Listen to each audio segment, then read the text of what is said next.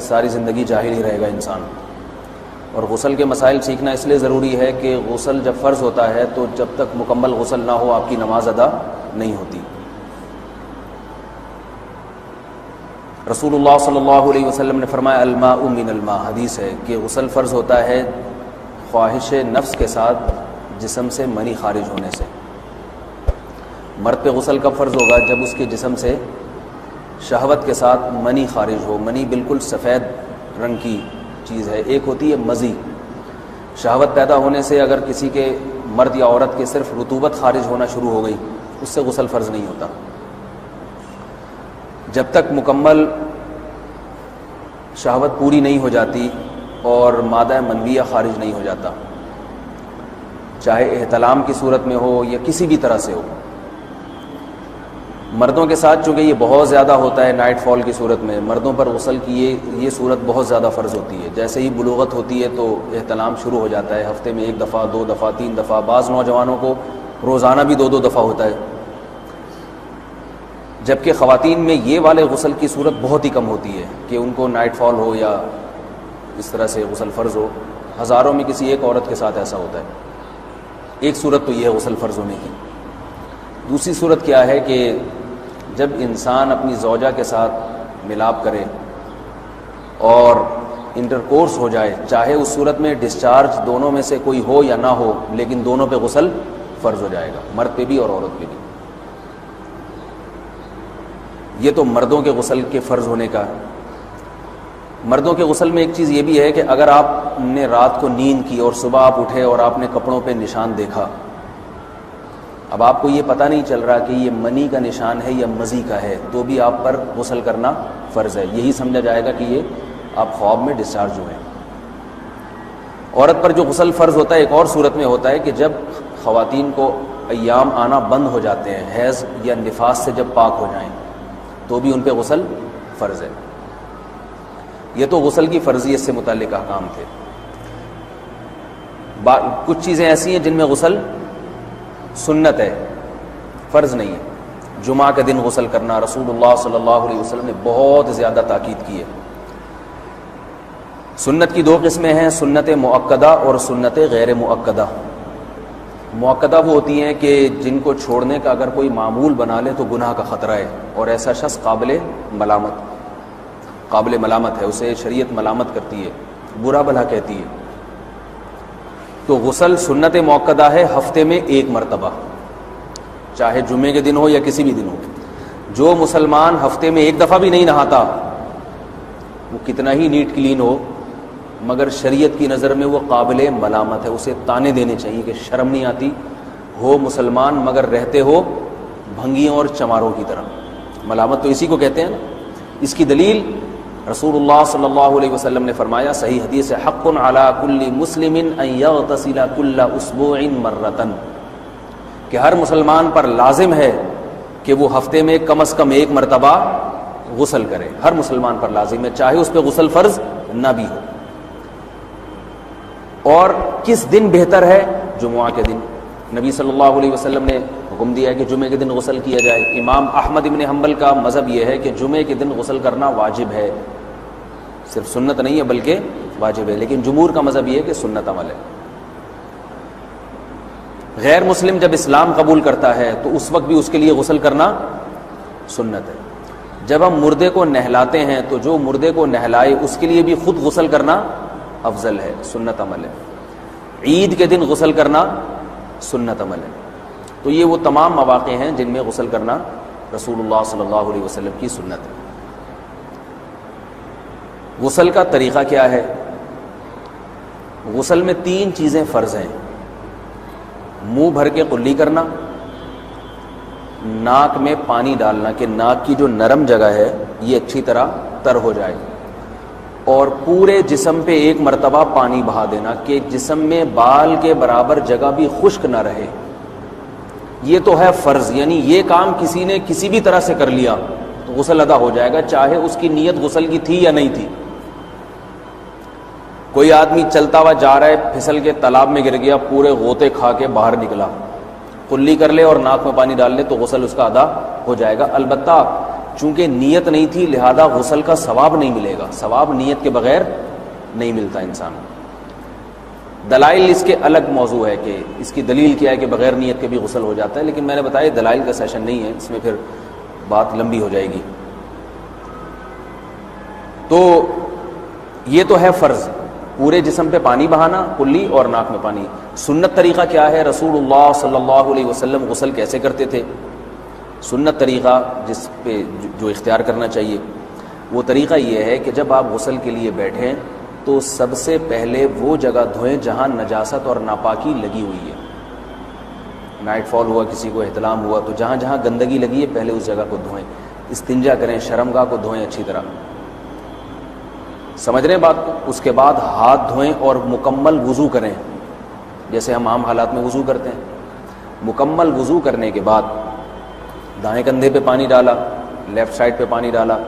پہلے زمانے میں تو چلو سے غسل ہوتا تھا، ہاتھ دھو لیے تو اب چلو سے پانی لے کے یہاں ڈالا جا رہا ہے، چلو سے پانی لے کے یہاں ڈالا جا رہا ہے، پورے جسم پہ ملا جا رہا ہے، اور چلو سے پانی لے کے 3 دفعہ سر پہ ڈالا جا رہا ہے۔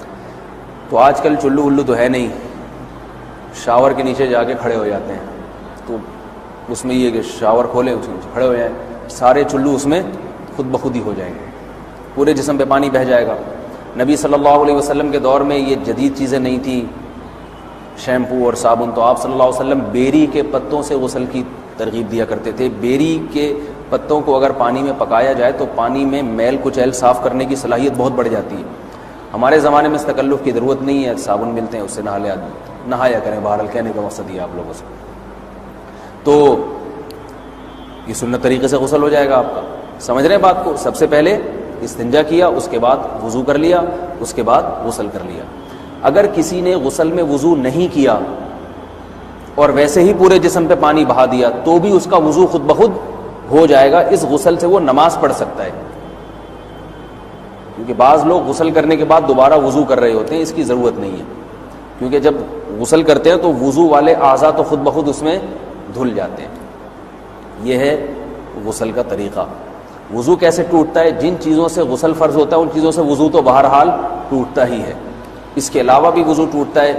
اس سے پچھلے لیکچر میں نے کچھ تفصیل بتائی تھی کہ نجاست جسم سے کہیں سے بھی خارج ہو جائے یا نجاست نکل کے بہہ پڑے، اگر قضائے حاجت کی جگہوں سے نجاست خارج ہوئی ہے تو نظر بھی آ جائے وضو ٹوٹ جائے گا، اور قضائے حاجت کے علاوہ جگہوں سے اگر نجاست خارج ہوئی ہے، خون وغیرہ ہے جیسے، تو جب تک نکل کے بہے گا نہیں تو اس وقت تک وضو نہیں ٹوٹے گا۔ سمجھ رہے ہیں بات کو؟ وضو کا طریقہ کیا ہے؟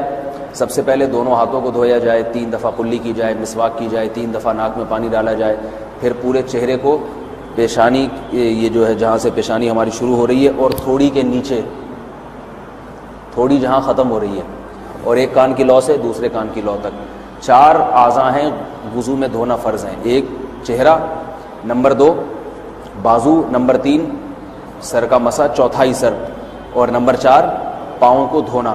اس کی دلیل قرآن مجید کی مشہور آیت ہے فَاغْسِلُوا وُجُوهَكُمْ وَأَيْدِيَكُمْ إِلَى الْمَرَافِقِ۔ اللہ فرماتے ہیں ایمان والو جب نماز کا ارادہ ہو تو اپنے چہروں کو اور اپنے ہاتھوں کو دھو، سر کا مسا کرو اور پاؤں کو ٹخنوں سمیت دھو۔ دھونے کا حکم ہے قرآن مجید میں۔ البتہ سر کے بارے میں یہ نہیں ہے پورے سر کا مسا کرو، بلکہ آ رہا ہے وَامْسَحُوا بِرُؤُوسِكُمْ، با کا لفظ ہے، با آتی ہے تبعیض کے لیے کہ سر کے بعض حصے کا مسا۔ اب بعض حصے کا قرآن حدیث میں کہیں تذکرہ نہیں ہے، تو اس میں فقہاء کرام کے اجتہادات ہیں۔ امام شافعی فرماتے ہیں تھوڑا سا بھی ٹچ کر لیا سر کو ہو جائے گا، امام ابو حنیفہ فرماتے ہیں نہیں کم از کم 1/4 کا ہونا ضروری ہے۔ سب کے اپنے اپنے دلائل ہیں، ان دلائل میں نہیں جاتا۔ فقہ حنفی کو جو فالو کرنے والے ہیں تو ان کو چاہیے کم از کم 1/4 سر کا مسا، یہ فرض ہونے کے لیے ضروری، مگر سنت کیا ہے؟ پورے سر کا مسا۔ نبی صلی اللہ علیہ وسلم دونوں ہاتھوں کو بھگو کے پورے سر کا مسا کرتے تھے ایسے، سمجھ رہے بات کو؟ اور مسا کے جو یہ ٹیکنیکل طریقے ہیں کہ آپ یوں پہلے انگلی بنائیں، پھر یوں لے کر جائیں، پھر یوں گھما کے لائیں، پھر یوں، یہ ٹیکنیکل طریقے حدیث سے ثابت نہیں۔ مسا کا طریقہ کیا ہے؟ بھیگا ہوا ہاتھ لے کے ایسے پورے سر کو بس ہو گیا۔ پھر حدیث میں یہ بھی ہے کہ یوں لے جاؤ اور یہ بھی ہے کہ 2 واپس بھی لے کر آؤ، دونوں طرح سے ثابت ہے۔ تو ایسے بھی کر سکتے ہیں کہ یوں لے جائیں، اور ایسے بھی کر سکتے ہیں لے کے جائیں اور پھر واپس بھی لے آئیں، دونوں طریقے جائز ہیں، لیکن کم از کم سنت اتنی ہے کہ پورے سر کا مسا ہونا چاہیے۔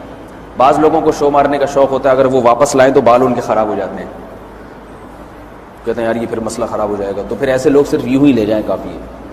افضل تو یہ کہ یوں بھی لے جائیں، دونوں طرح سے صحیح ہے، بہرحال دونوں حدیث سے ثابت ہیں. سمجھ رہے بات کو. اور یہاں ایک اہم مسئلہ بتا دوں، قرآن مجید نے پاؤں کو دھونے کا حکم دیا ہے، پاؤں پہ مسح کرنے کا حکم نہیں دیا. اور حدیث میں خفین پر مسح کرنے کا حکم ہے. تو قرآن اور حدیث کو فقہا نے جمع کیا ہے. لہذا وہ موزے جن میں آسانی سے پاؤں دھوئے جا سکتے ہیں ان میں چاروں ائمہ کے نزدیک پاؤں پہ مسح کرنا جائز نہیں. سعودی عرب میں جو بعض سلفی حضرات اور یہاں ہمارے ہاں بھی اہل حدیث حضرات نے عام موزوں پر بھی جو مسح کی ایک روایت ڈال دی ہے، اسلاف میں، تابعین، تبع تابعین میں اور چاروں ائمہ کے مذاہب میں اس کا ثبوت نہیں ملتا. اگر اسلاف میں کوئی قائل بھی ہے تو ایک شاذ قول، اکا دکا قول ملتا ہے، ورنہ یہ ائمہ اربعہ کے مذہب کے خلاف ہے. اور جو احادیث جو نقل ہوتی ہیں صحیح سند کے ساتھ ان کے بھی خلاف اور قرآن کی آیت کے بھی خلاف ہے. اس لیے کسی نے عام ساکس پہ اگر مسح کر لیا، جو عام طور پہ آفس پہن کے جاتے ہیں لوگ، اس میں تو پاؤں، آپ اگر ساکس کو پانی کے نیچے رکھیں پورا پاؤں دھل جائے گا آرام سے. تو وہاں کیا ہو رہا ہے کہ قرآن مجید کے حکم کی مخالفت لازم آ رہی ہے، آپ پاؤں دھو نہیں رہے.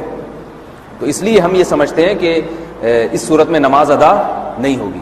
سعودی عرب میں بعض سلفی حضرات نماز پڑھاتے ہیں، وہ ایسے ہی کرتے ہیں کہ عام ساکس پہ مسح کر کے نماز پڑھا لیتے ہیں. تو فتویٰ اسی پر ہے کہ ان کی اگر کسی کو یقین ہے کہ اس نے عام ساکس پہ مسح کر کے نماز پڑھائی ہے تو اس کے پیچھے نماز ادا نہیں ہوگی، کیونکہ قرآن کے مطابق اس کا وضو ہوا ہی نہیں ہے. صدیوں تک کوئی بھی اس قول کا قائل نہیں رہا ہے کہ عام ساکس پہ بھی مسح ہو جاتا ہے. یہ ابن تیمیہ رحمہ اللہ تعالیٰ 7ویں صدی میں اس کے قائل تھے، اور تابعین میں اکا دکا قول ملتے ہیں اس کے، لیکن شاذ قول ہیں، مرجوح قول ہیں جن پر امت نے فتویٰ نہیں دیا. اور اب سعودی عرب میں بعض سلفی حضرات اس کے قائل ہیں. ہمارے ہاں اہل حدیث حضرات بھی چونکہ اکثر سعودی عرب کے سلفی حضرات ہی کو فالو کرتے ہیں تو انہوں نے بھی وہیں سے یہ فتویٰ لیا ہے. لیکن ائمہ اربعہ کے مذہب میں اور دلائل کے لحاظ سے دیکھا جائے تو یہ مذہب کمزور ہے. قرآن نے پاؤں کو دھونے کا حکم دیا، آپ دھوئیں گے پاؤں جب تک دھونا ممکن ہے. چمڑے کے موزے ہیں ان کو دھونا ممکن نہیں ہے اتارے بغیر، لہذا ان موزوں کے اوپر مسح ہو جائے گا. تو اس سے قرآن پر بھی عمل ہو جائے گا اور حدیث پر بھی عمل ہو جائے گا. اس لیے ائمہ اربعہ نے جو قرآن و حدیث کو سمجھ کے جو فیصلہ کیا ہے اس پہ چلنا ہمارے لیے زیادہ مفید ہے بنسبت آج کل کے جو علماء ہیں ان کی اپنی ذاتی آراء پر. اس لیے یہ بھی ایک وضو سے متعلق اہم مسئلہ تھا. سمجھ رہے ہیں؟ باقی تو ماشاءاللہ وضو کرنا سب کو آتا ہی ہے. اور وضو کے بعد دعا کیا ہے؟ کلمہ شہادت، اشہد ان لا الہ الا اللہ وحدہ لا شریک لہ اشہد ان محمدا عبدہ ورسولہ اللہم اجعلنی من التوابین واجعلنی من المتطہرین. اے اللہ تو مجھے بار بار توبہ کرنے والوں میں شامل کر دے اور بار بار پاکیزہ رہنے والوں میں شامل کر دے.